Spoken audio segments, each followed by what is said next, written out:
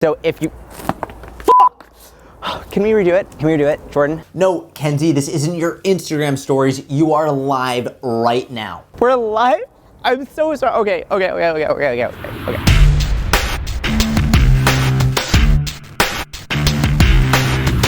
Your mic's not on. It's on.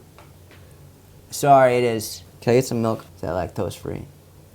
Yes. Tell me when to stop. Otherwise, I'm gonna shit my brains out. And you know what that's like, 'cause you got colonitis. That's good, thank you.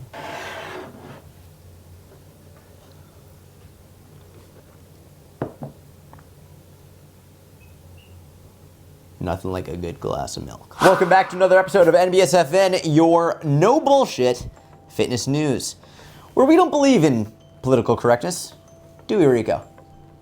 No, you know by now, we just believe in facts, coffee, and deadlifts. We've got a bludger of an episode for you tonight, starting off with a brand new segment here at NBSFN called Shut Your Mouth. What's your point? We had Susan Niebergall come on to discuss three things. Number one, the 1,200 calorie fat loss myth, which is bullshit, just so you know. We also discuss, does your metabolism really decrease as you age? And finally, Susan's top tips, my top tips as well, for shoulder and arm definition, how you can modify your strength training to get the best of both worlds. Now, we also have a very special segment with our very own gym correspondent, Johnny Bag of Donuts, Johnny Bag of D for short. If you follow us on Instagram, you'll see. He went all over New York City. He went into health stores, supplement stores, GNCs, vitamin shops to see just how far the employees were willing to go, what they were willing to say to sell their T-Tox teas, their tea cleanses, their tummy teas, all of that nonsense. And what you'll see might surprise you. We end with none other than Kenzie Morgans, our Instagram influencer. And she talks about her top tips for designing the best workout program to get the best results. We hope you enjoyed the episode. Give it a like, subscribe if you don't already, and please leave a comment saying literally anything you want because it will help increase our engagement. Now let's dive into it. And joining us live for this first installment of Shut Your Mouth, What's Your Point? We've got none other than world-renowned fitness coach and my co-coach in the Science Fitness Inner Circle, Susan Niebergall. Susan, how are you today? I'm doing great. How are you? I am doing delightful, thank you. Now, I know I briefed you beforehand, but just to reiterate, the rules for Shut Your Mouth, What's Your Point go like this. We have three topics. We are discussing, number one, 1,200 calories for fat loss. Is it really a magic number? Does your metabolism slow down as you age? And your top tips for shoulder and arm training, which clearly, as we can see right now, you are the expert, and I'm very excited for that. We each have 1 minute to discuss each of these topics. Are you ready for this? Let's do it. Let's go, Susan. You can begin with 1,200 calories. Is it the magic number for fat loss? In 3, 2, 1, take it away. Okay, so the number 1,200 pisses me off because so many people reach that number out of the sky, pull it down and say, oh, that's the calorie deficit number for me. I'm going to eat 1,200 calories and lose weight. But the reality is that number is not appropriate for most people. Not everyone, but most people should not be doing 1,200 calories. So what ends up happening, it's not sustainable. You will lose weight at the beginning, a little bit of weight, but then you're going to start getting hungry, like a lot. Because there ain't a lot of food with 1,200 calories. I'm just saying. Okay? You're going to get hungry. And then you're going to get hangry. And then you're going to say, I've had enough of this shit, and I'm going to eat everything around me. And so then you're just back to where you were square one. So why not take your goal weight, multiply it by 11 and 12, use that range as your calorie deficit range, which is nice and sustainable for the long haul. It's way less restrictive, and you will be a happier person. Well, that was a perfect 60 seconds. I could not agree more. And I think the major issue, wherever people really fall into a trap with the 1,200 calorie rule, is that they just think, okay, so women are supposed to eat 1,200 calories and men are supposed to eat this many calories. And women are supposed to lift this much weight and men are supposed to lift this much weight. And when we fall into these very overly simplistic guidelines saying that based on your gender, this is how much you're supposed to eat, or based on your gender, this is how you're supposed to exercise, or based on your gender, this is how you're supposed to lift. It's way overly simplistic, and it doesn't really give you the whole truth. The reality is, if you want to find out how many calories you need to eat, you need to go by not only your gender, but even more importantly, your weight, your activity level, your lean body mass. There's a lot more that goes into it. And to boil it down just to 1,200 calories is just, it's disingenuous, and it's going to do more harm than good. There are some people who need that amount, but the vast majority tend to need a little bit more. So Susan, going to the next subject, let's talk about metabolism. Does your metabolism actually slow down as you age? Okay, can we stop blaming our metabolism for all of our middle-aged weight gain? Please stop. Yes, it does slow down. It does, but just a little bit. Not enough to blame our entire middle-aged weight gain on. So please, everyone, stop.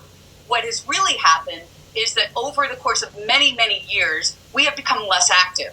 We got married, we had kids, we have jobs, and all during that time, we are becoming less and less and less active in combining with lack of attention to nutrition.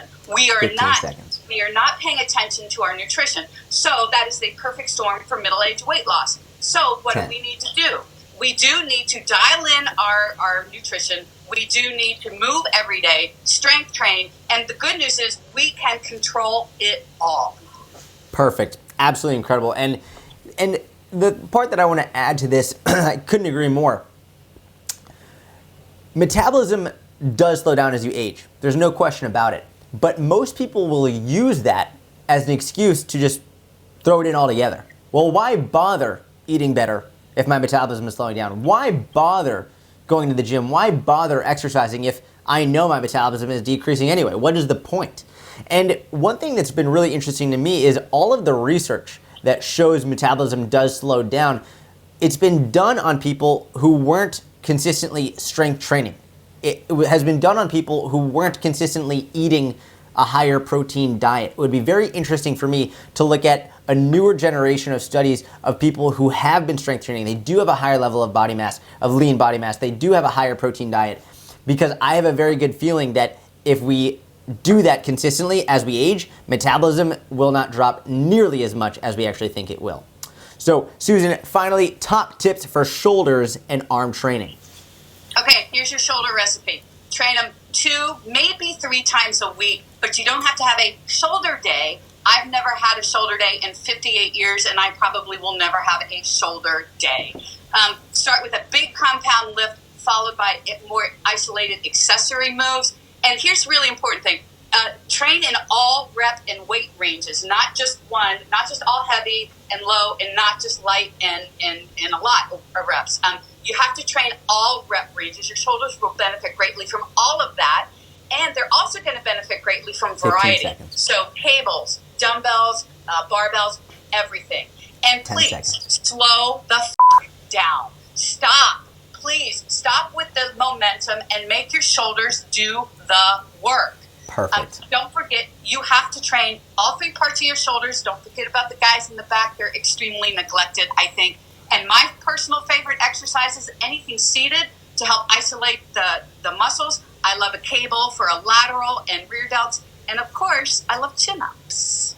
Absolutely love it. And the part that I want to add on to that is a lot of people, they run into mistakes, especially with these smaller muscle groups, with your shoulders, with your arms. You're not using the big compound exercise a lot of times. So for the squats and for the deadlifts, it's easier to wrap your mind around using very heavy weight, lower repetition for the strength work. But a lot of times people are chasing the feeling of working out with the shoulders and the arms. They're chasing the burn, they're chasing that pump. And when you do that, a lot of times it's easier to get that through lower weight, higher repetition.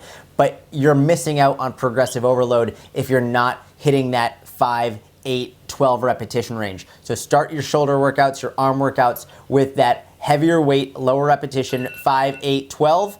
And then from there, then you can go into the 15, 20, 25 rep range for more of that shoulder burn. But you want to start heavy, progressively get lighter over time. Susan, thank you so much for joining us. And before we say goodbye, Susan and I are very excited to give away 3 free month-long memberships to the Science Fitness Inner Circle. Now, if you would like to enter to win, here's what you got to do. Number 1, give the video a thumbs up. Number 2, hit subscribe. Number 3, comment below and tell Susan and I what your all-time favorite shoulder exercise is. Which, by the way, Susan, what is your all-time favorite shoulder exercise? I think I'd have to say say a seated 1.5 dumbbell overhead press. Those 1.5s are brutal. How does a 1.5 rep work? What is that? Go the half rep first and then go all the way up. And this never gets a break. It is so it's like constant tension. You go halfway up, all the way down, all the way up. It's brutal. Give those a shot. Tell us what your favorite shoulder exercise is in the comments. And just so you know, if you want more information on the Inner Circle, the link is in the description. It's the very top link. You can go have a look. And what you'll find is we give workouts every month and we have nutrition programs every month. But really where the benefit lies is the group community. It is extraordinary. The amount of support and encouragement it's obviously Susan and I are biased, but Susan, I mean, just give a brief overview, like 10 seconds. What's the Inner Circle like in that group community? That is the most supportive and caring group I think there is anywhere. If you need support, they're there. If you need accountability, they're there. If you need some technique help, they're there. It's amazing. It's the best. It's extraordinary. And so in addition to that, we're really excited because this month, every month we give new guides and manuals, but this month we are giving away, by popular request, vegan recipe guides. Okay, now I'm not vegan, Susan, you're not vegan, but we try our best to listen to the members and to what people want, so we specifically had a vegan chef create vegan recipe guides for fat loss and vegan recipe guides for muscle gain. So every member of the Inner Circle will be getting these vegan recipe guides, including the 3 winners of this free month coming up. So to enter, like, subscribe, tell us your favorite shoulder exercise below. In the meantime, Susan, where can people find you if they want to see more of your work? On Instagram, at Susan Niebergall Fitness, Niebergall. Amazing. Susan, you are a delight. Thank you so much for joining us. Have a wonderful day. I'll see you in the Inner Circle. Listen, Janice, I could be wrong. I'll give you that, but I have it on good authority from a variety of sources that pineapple does make it taste better. I don't know what else to tell you. Oh, shit. Before we get into Johnny Bag of D's undercover story about detoxes and cleanses and tummy teas, I want to tell you a quick story. We have a staff meeting every Monday, Wednesday, and Friday here at NBSFN. And usually Johnny, he doesn't really say anything because he's touching himself inappropriately. But about 2 weeks ago, he got off his phone, off of the inappropriate website, and he made a tremendous point. He was like, we have a serious problem in the fitness industry with all of these nonsensical, pseudoscience-based skinny teas, detox cleanses, and I want to dive really deep in there, completely unprotected, go deep into the hole. And you know, me and the producers and Kenzie Morgans, we couldn't agree more. So we are very excited to share with you this undercover piece that Johnny Bags did all on his own. So without further ado, let's dive into it. Johnny's operation, to be very candid with you, did not go the way we anticipated, but it was for the better, and it was actually a very heartwarming, very gratifying experience, and I'll tell you why. It started out as we expected, and there were certainly some pseudoscience-based, not very accurate, iffy claims being made along the way. How's it going? How are you? 50. So let me ask you this, if you still eat like shit, but you do this, that would help? Of course. Because you're like restarting your body again, like a reboot. Okay. Oh yeah, that makes sense. And That then, one so where's this sweat. And you sweat the fat out? Yeah. Intestinal purification? So does So it this... helps eliminate every toxin and waste in the system. So, and does this burn fat too, or no? Does like, if I want to like cut stubborn body fat, does this do that? Well, detox is the #1 step of losing weight. Oh, diarrhea. Like, is that where the toxins come out? Like, you poop it out? Piss. You pee and poop out your toxins. Yes. Okay. So where do these toxins come from? Food, meat, depends on So like, like not that's what control blows my milk. fucking mind. Are they like toxinating the foods? Yeah, you can say that. But what we found through Johnny's operation was that the majority of salespeople at these stores were not comfortable selling the skinny teas, the tummy toxes, the detox cleanses. In many cases, they actively told us they didn't work, and they encouraged Johnny not to buy it. if I wanted to just burn the stubborn fat off like my lower abs, and I keep everything the same, but I just add this for 28 days, do you think that is going to help? Not really. So the detox isn't going to help? Not for what you're looking for. I wouldn't recommend that. I don't really understand it. Okay, so I believe, in my honest opinion, this is overpriced tea. It's just marketing. That is correct. What's the difference between this and this? How does the... Honestly, I think it's marketing. And if it's your stomach you want to get rid of, I don't think that will work for you. Oh, so this isn't for stomach fat? For me, 9 times out of 10 customers, they say it doesn't work.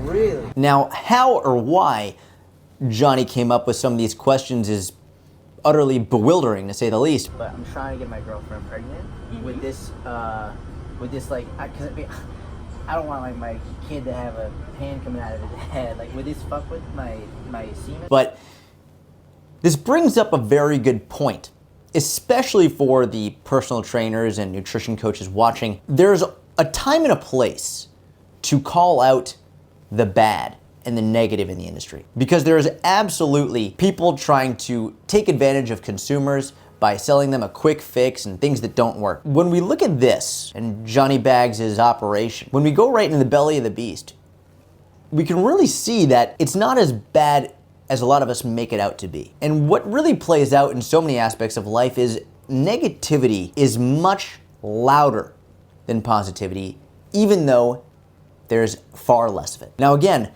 it's important for coaches to call out the pseudoscience because it does help educate those who might not be aware. But here's a different way to spin it. And I think this is very important for you and your clients, for people who really need your help. Rather than spending the majority of your time calling out those who are promoting pseudoscience, what if you spent more of your time creating content explicitly designed to teach people the right way? Instagram posts, YouTube videos, Facebook posts, emails, website articles, a variety of content that doesn't just call out the bad, but educates on the good, that gives people the tools they need to not just see what might be wrong, but to help them understand what's right. There's a lot of negativity in the world, but there's more positivity. It might not be as loud yet, but as coaches and fitness professionals and nutrition coaches, it's our job, it's your job to arm people with the tools to succeed, not just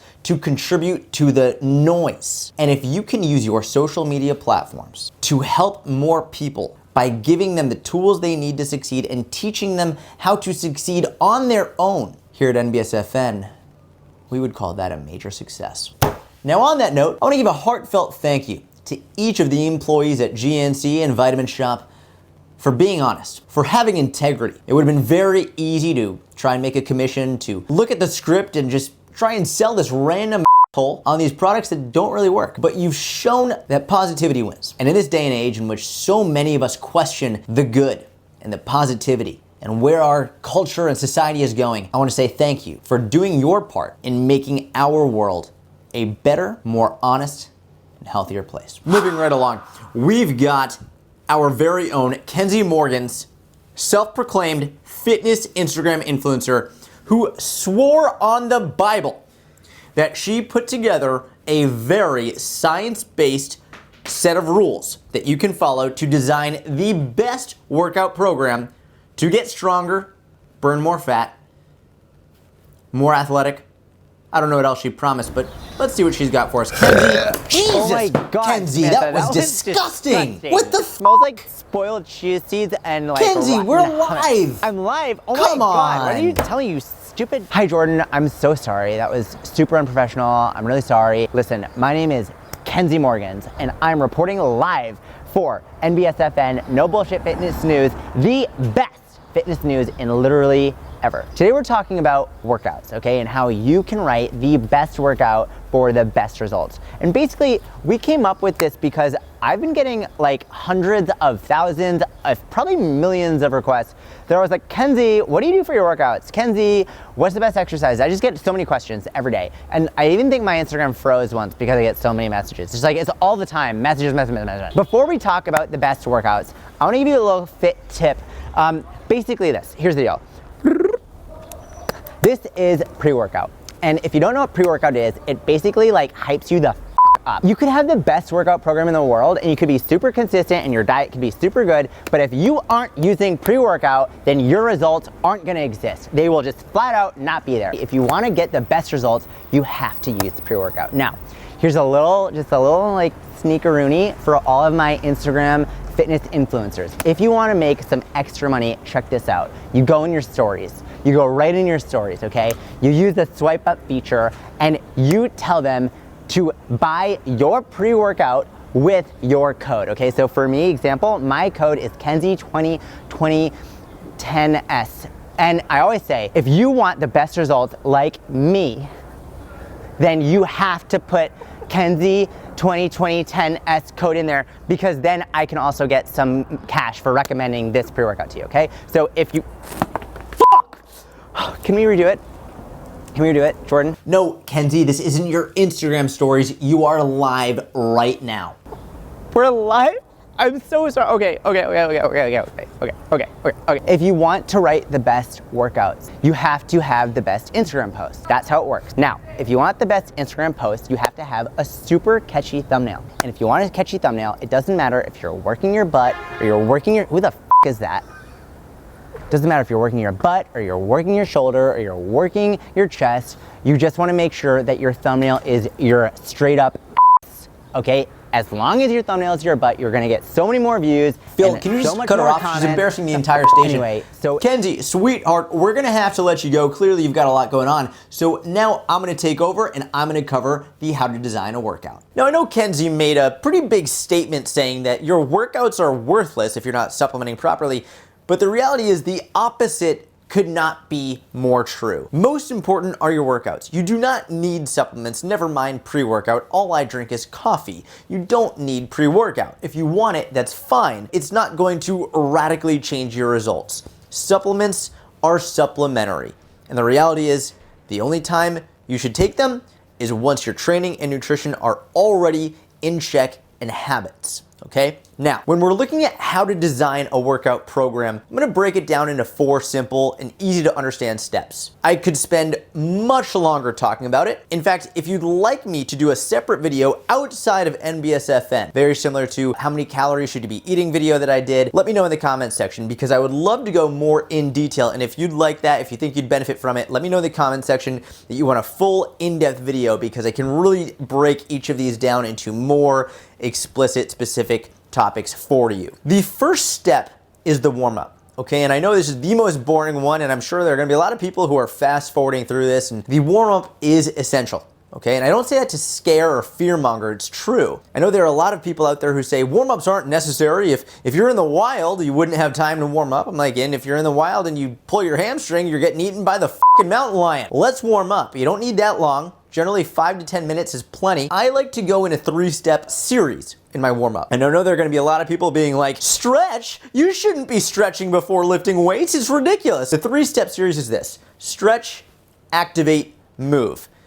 First being, you stretch your muscles, get them from stop being tight, which is a whole scientific discussion, but hold on, bear with me for a second. First you stretch, then you activate your muscles. For example, this might be a hip flexor stretch first, followed by glute activation exercises. Then move is where you do a bigger movement, a squat, a lunge, to put it all together. The reason you would stretch first before you activate is because a lot of times if your muscles are tight or short, it's difficult to activate the muscle correctly. First you stretch to loosen it, to warm it up, then you activate it. So you do hip flexor stretch, glute bridge, then you might do a lunge or a squat to bring it all together, okay? And for anybody who says you shouldn't be stretching before you work out, usually the argument is there are studies that show that when you stretch, it's essentially like taking a rubber band, you stretch it out, you hold it for longer, it has less power, right? Versus if you just briefly stretch and then pull, it's more elastic, has more energy,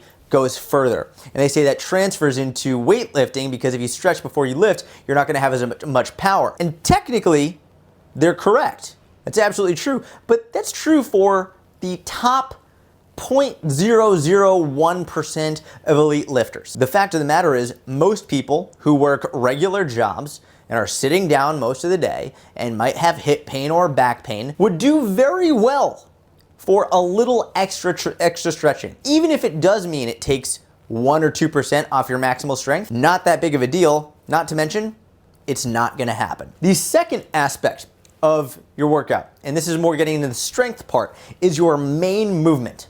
This is the first move of the day, and this is where you really work on building strength. By strength, that does not equate to size. It's not bulk, right? This is just where you get stronger. You lift more weight. And with that, you're really working on what's called compound movements. Movements that use more than one joint. For example, a bicep curl is an isolation movement. You're using one joint, you're moving one joint. A compound movement, like a deadlift, squat, bench press, overhead press, chin up, these are multi-joint exercises. They use a lot of muscle. You wanna put these at the beginning of your workout because they're the most technique intensive, they're the most draining, the most fatiguing, and you wanna be the most fresh when you do this. After you are here, after you do this, then you can go into your accessory exercises, which also will include multi-joint movements, compound movements, but they also include isolation exercises, more bicep curls, shoulder raises, stuff like that. Briefly going back to the main movement, the sets and reps here, I've already done a video on this. So the link to that will be in the description. It's gonna show you exactly how many sets and reps you should be using for your main move, for your strength work. It'll show you how many sets and reps you should be using for your hypertrophy, for your muscle growth, and how many sets and reps you should be using for your endurance. It's a fully comprehensive video, link in the description. Main move, accessory work, split this up into lower and upper, and there's so many variants. We can do it in another video if you like, just tell me in the comment section. Lower body, you can do Romanian deadlifts, lunges, hamstring curls, pull-throughs, variations of goblet squats, glute ham raises. It is endless. I'm more than happy to do another video for you on that. And for your upper body, shoulder raises, lateral, side, front, back. You could do rows, you could do more chin-ups, lat pull-downs, seated cable rows, bat wing rows. It's endless. Arms, curls, triceps, abs, you go to your traps, calves, it's nonstop. There's a lot here. I just wanted to give you a brief summary. Warm up, stretch, activate, move. Your main move. You could pick 1 to 2 here. 1 or 2 of these is plenty. For your accessory work, generally speaking, I like to split my days into upper and lower. If your main movement is a squat, then your accessory work would be lower body. If your main movement is a bench press, your accessory work would be upper body. Generally 2 lower, 2 upper is a great 4-day-a-week split, or you could do 1 lower, 1 upper, and 1 full. And that's how my general recommendations follow. The fourth and final step, this is optional. You do not need to do this. This is 100% optional. It's a finisher, something to quickly finish the workout with, to focus on a weakness or something you'd like to improve. You can focus on strength, or you could focus on metabolic capacity, or you could focus on stretching and mobility. A lot of people hear the word finisher and they think that automatically means that you just have to be exhausted at the end of it. It's not true. The finisher is solely to do some extra work if you have the time, you have the energy to improve, which is why I included the stretching, the mobility aspect. A lot of people don't need to drive themselves into the ground anymore. A lot of people, in fact, will use this as a means to try and work harder and burn more calories, and then on the other end, they eat way too much and they struggle with losing weight. If they probably just left this out and didn't use this as a justification for eating more, they wouldn't struggle as much with their weight loss. It's a different topic for a different day. You could do strength-based finishers, which is heavier weight, more rest. Metabolic finishers, which is more cardio-based, higher intensity. You're sweating. Just like hit the microphone on that one there. Sweating, getting your heart rate up on this, and then more stretching based. So this is the How to Write a Workout program. I know it was relatively brief and rushed, but I hope it helped. If you want me to make a more in-depth, specific video on this, tell me in the comments section. Now we're gonna get back to the rest of the episode. Before we sign off, we've got one more surprise for you, but first, from all of us here at NBSFN, we wanna say thank you. Thank you for watching, thank you for subscribing, if you do, for liking the video, if you did. If you gave it a thumbs down, you can f off. Just kidding. We really appreciate your support. Really, it means everything to us. If you didn't yet enter to win the free month in the Inner Circle, make sure you do, as outlined in the Shut Your Mouth, What's Your Point section with Susan. Thank you, Susan, by the way, for joining us this episode. Let us know in the comment section, who do you want to see on the next episode? Who do you want to see me speak with on the Shut Your Mouth, What's Your Point segment? On that note, like the video if you liked it. Subscribe if you don't already. Leave a comment down below. And as for the final surprise, I'm very excited to introduce you to a new team member here at NBSFN, who you will meet next week. See you then. I'll tell you what, mate. I'll tell you this. If you can catch 5 wallabies in less than 30 minutes with your bare hands, I'll let you punch me square in my dongle. No, I mean right in the dongle. You get both berries and the whole dongle, I swear to God. Hold on, wait. What's going on, team? Nice to be here. Can't wait to see you next week.